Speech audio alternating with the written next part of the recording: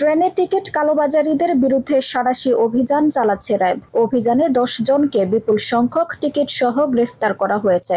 শুক্রবার দুপুরে কমলাপুরে এক প্রেস ব্রিফিংয়ে এ তথ্য জানান র্যাব 3 এর অধিনায়ক লেফটেন্যান্ট কর্নেল ফিরোজ কবির।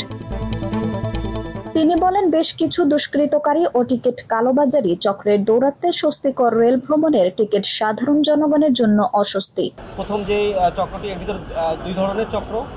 এক ধরনের চক্র যারা অনলাইনে টিকিট যখন আপলোড হয় তখন ভুয়া এনআইডি, ভুয়া সিম কার্ড ব্যবহার করে সেই টিকিটগুলি কেটে ফেলে এবং তারা ফেসবুক পেজে বিজ্ঞাপন দিয়ে চড়া দামে বিভিন্ন ব্যক্তিবর্গের কাছে এই টিকিটের সফট কপি পাঠিয়ে দেয় এবং সেই দামটা বিকাশ, নগদ সহ অন্যান্য যে মোবাইল মানি আছে তাদের মাধ্যমে এই অর্থ বুঝে নেয়। এর পাশাপাশিও তারা আসলে সশরীরে উপস্থিত হয়েও বিভিন্ন স্থানে এই টিকিট বিক্রি করে।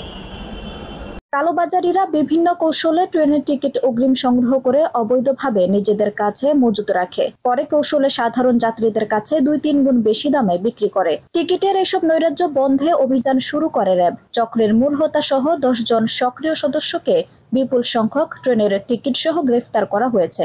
ফিরোজ কবির জানান, রাজধানীর কমলাপুরে অভিযান চালিয়ে দেশব্যাপী ট্রেনের টিকিট কালোবাজারি চক্রের সদস্য সোহেল রানা, মাহবুবুর রহমান, বকুল হোসেন, শিপন আহমেদ, মোহাম্মদ আরিফ, শাহাদাত হোসেন, মনির, শিপন চন্দ্র দাস, মনির আহমেদ, রাজা মোল্লাকে গ্রেফতার করা হয়। তাদের কাছ থেকে ট্রেনের বিপুল পরিমাণ টিকিট, 10টি মোবাইল ফোন, সিম কার্ড সহ কালোবাজারির বিভিন্ন আলামত জব্দ করা হয়েছে।